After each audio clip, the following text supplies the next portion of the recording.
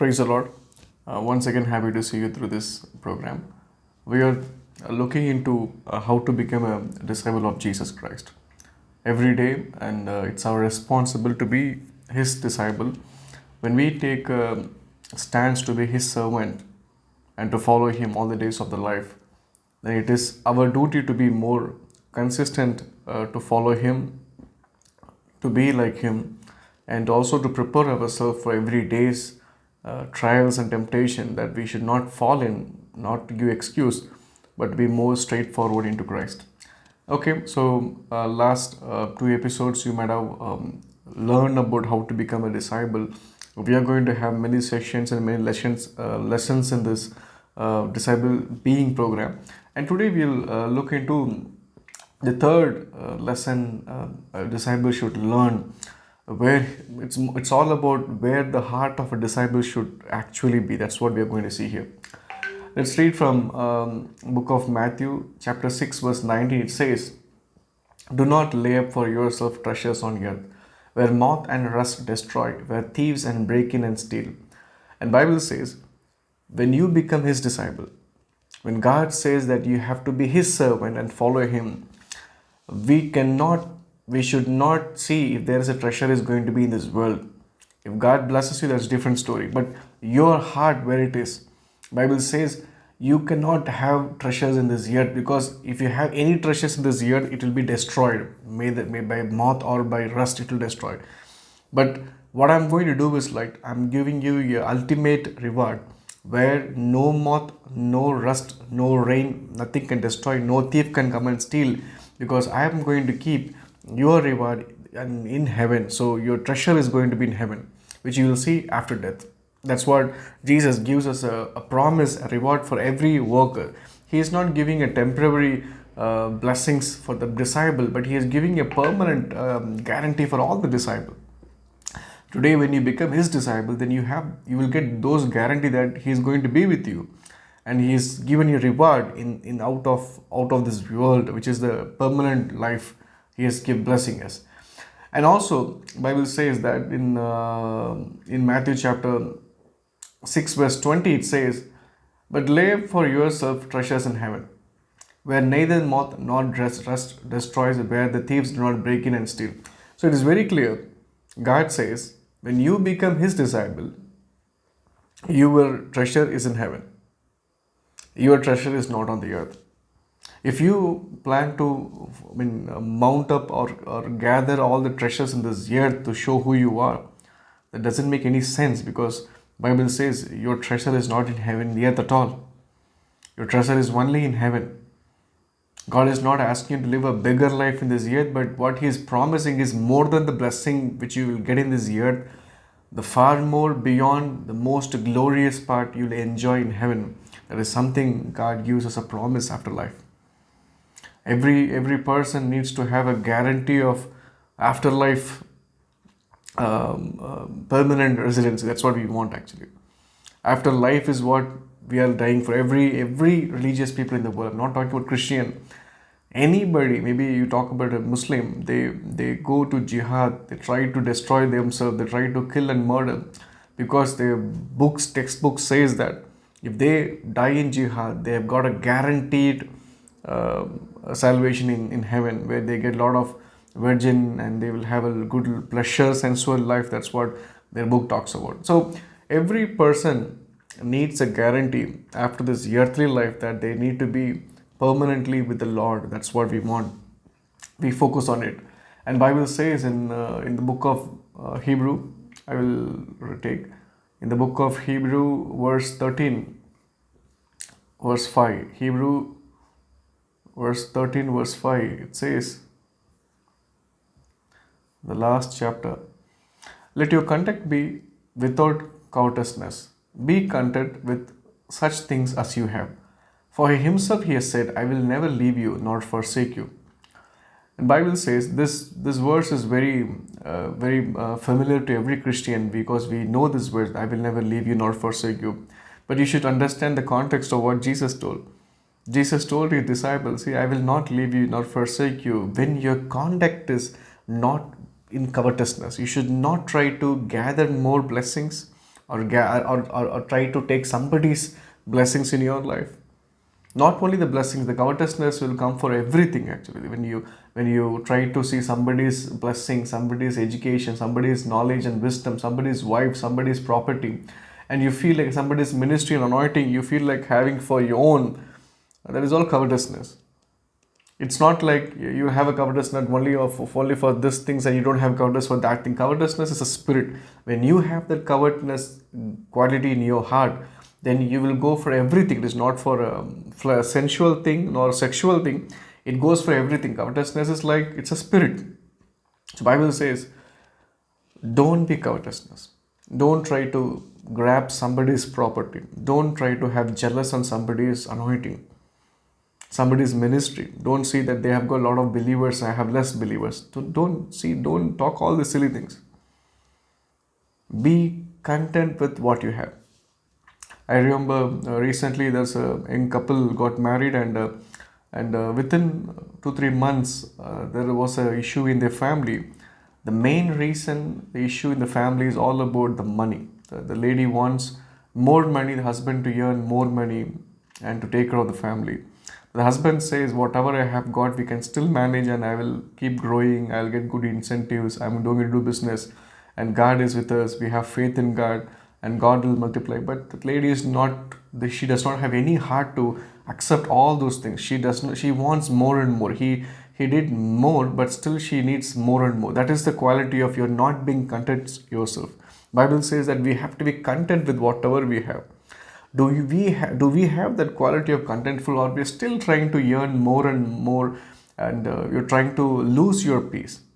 As a disciple of Christ, when you have your treasure in earth, not in earth, sorry, in heaven, and Bible says that, guy, I will never leave you. Jesus said, I will never leave you, not forsake you. But you should not have any covetousness in your mind. You should never follow any of the covet. You cannot go towards that spirit.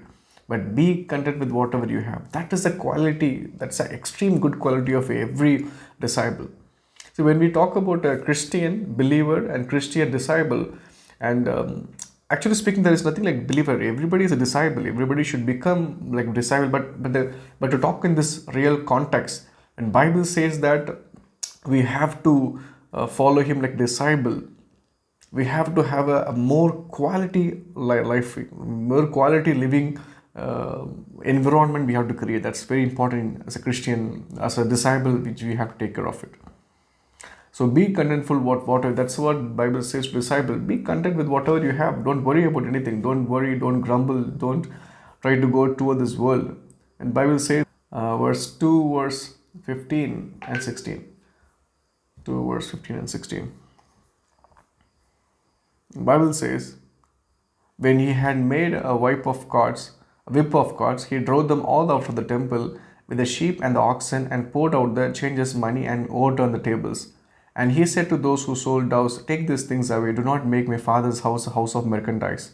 Then his disciple remembered that it was written, zeal for your house and has eaten me up. So the Jews answered and said to him, what sign do you show to us since you do these things? My dear disciples of Christ, when we talk being a disciple, it is not only about preaching about God, showing love to one another, but there should be also a zeal for God's work. You cannot allow an unrighteous things to happen in your church in front of your own eyes. Today I have seen when a big denominational churches try to make any bribing in their activities, or try to do the money laundering activity, or try to hide the money and do some profitable thing for their own family business, or they try to steal God's money, we tend to be quiet by telling that, okay, I'm not going to interfere anything. But Bible does not allow. Bible says when Jesus said these guys are trying to make business out of the temple, he was zealous for it and went and took a wipe of God, and he just beat everybody and threw everybody outside. That is the level of zeal we should create when we become his disciple. Do you have such kind of attitude towards God? Do you really have such kind of attitude? Even the Bible says in 1 John, it says that the 1 John chapter 2, 1 John chapter 2 verse again 15, it says, do not love the world or things in the world.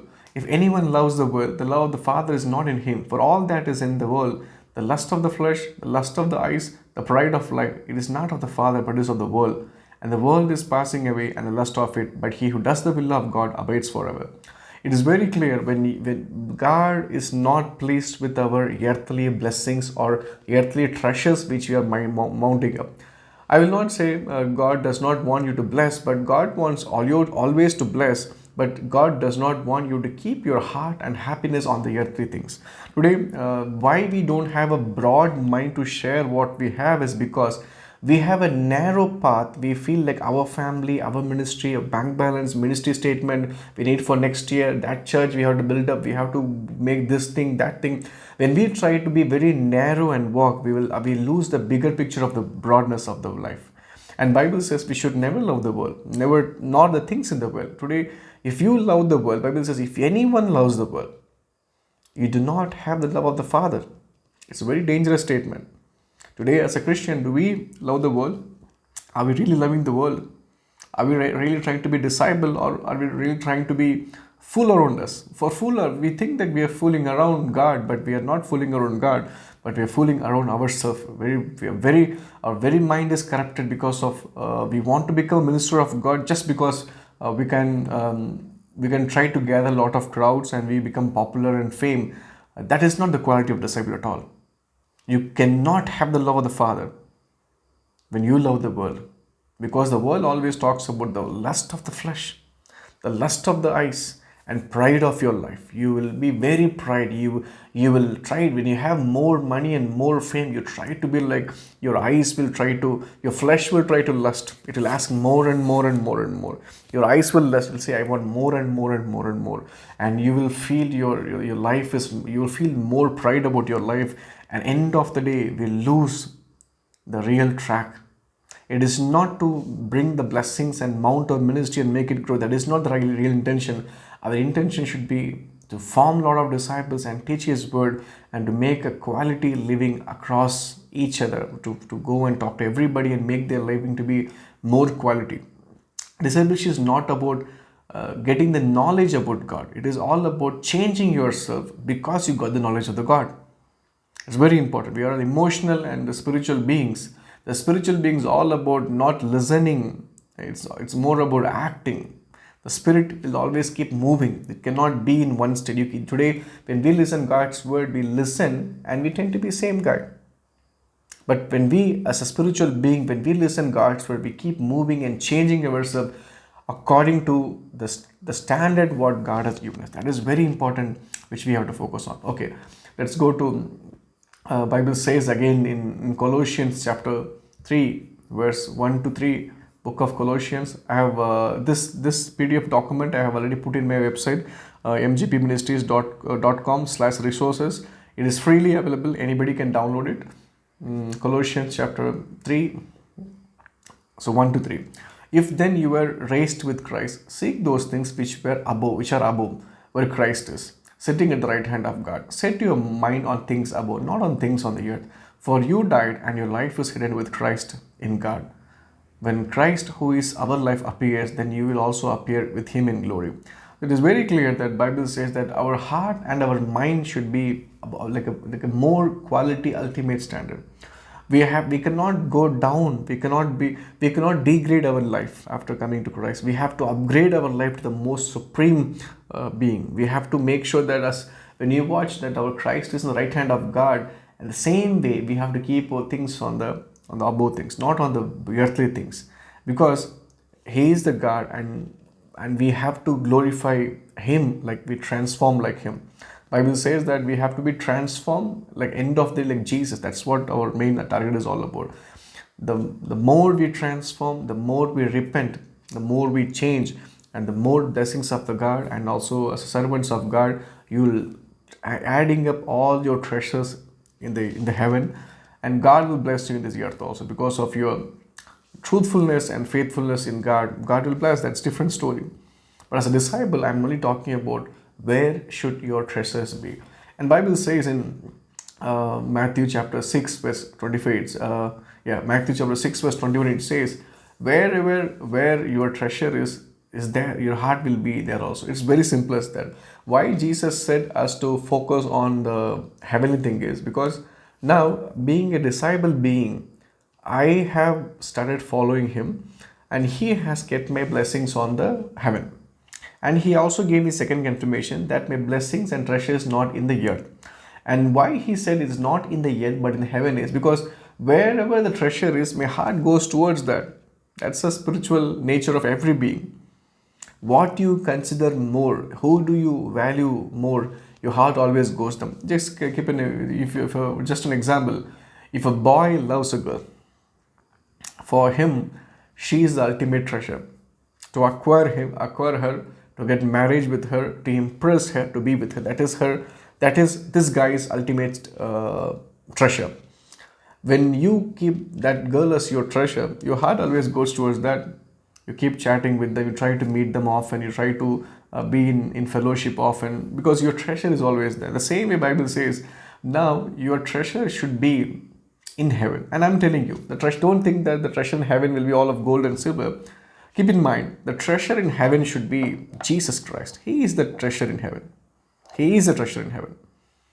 When you believe that Jesus Christ is my ultimate treasure, your heart will be always on Him. When you have that first love on Him and keep following in it, then you have that. Then you go towards that. As a disciple being, we always excited because we are not human being now. We are disciple being. Keep in mind. That's why I changed this title into disciple being, because we have to become a disciple being. It's very important. Like a human being, we have to become a disciple being, which is ultimate surrender towards God, with keeping all the quality of the Bible and upgrading your mindset, your quality of life, your behavior and change every day, one by one. You have to keep doing it. So, and the last thing I want to say in this is, when you read Hebrew chapter 12, 3 verse 12, we'll finish with the last verse. The book of Hebrew 3 verse 12, it says, beware, brethren, lest there be in any of you an evil heart of unbelief in departing from the living God. But exhort one another daily, when it is called today, lest any of you be hardened through the deceitful of sin. For we have become partakers of Christ, if we hold the beginning of our confidence steadfast the end, where it is said, today if you will hear His voice, do not harden your heart as in the rebellion. Bible says, let us not have a unbelief, which is the evil heart. When you have unbelief as a disciple in God, it means you have an evil heart, because it's like we are departing from the living God. When you depart from the living God, because you don't trust Him. If you trust some person, when you love a girl and you want to fall for her, you keep going and towards that, and you will try to make fellowship a strong fellowship. When you don't trust that girl, then you start departing from them, and it becomes an evil heart. She may not be issue, but the issue is you don't trust. You're not satisfied with what God has done for your life. Today, my dear brothers and sisters, as a disciple being, I warn you and I educate you and I encourage you, please be a disciple being every day. We will watch this program now and then, and we are going to study 10 sessions and 10 lessons each session, and God will make us that we are strong disciple being, which will really empower our family, our business, our ministry, as well as our personal life. May God bless you, and we'll watch in next program about disciple being, the next chapter or next lesson. Also, if possible, I encourage you, if you are not part of any disciple being program, or you can use this PDF versions and the videos to learn yourself, as well as you can also share to others, not for the YouTube subscriber or anything. I'm talking about the disciple being subject to be shared to others, and try to bring them to Christ. So may God bless you all. Let us pray. Heavenly Father, we thank you so much for this evening, Lord. We bless your holy name. We need you, Lord Father. Father, Lord, I pray that let my treasure, or let our treasure, not be on this world, Lord. Jesus Christ is our treasure, the treasure which came to the earth, who died for us, who rose again, and rose for our rose up on the third day, and He made us more blessing in this world for the Lord. We want to be yours and follow your words, Lord. Discipleship is not what we made, which God made 2000 years back by forming 12 disciples and you made them to multiply, Father Lord. We don't want to be a stubborn person and stop it, but we really want to be a person to make it to grow in a more wider way, Father in heaven, Lord. Thank you so much for this time. I pray that you will bless each and everybody, those who are watching this program. Be with them and guide them. In the name of Lord Jesus Christ, we pray. Amen, Father Lord. Thank you. So God bless you all. We'll watch you in the next episode. Bye.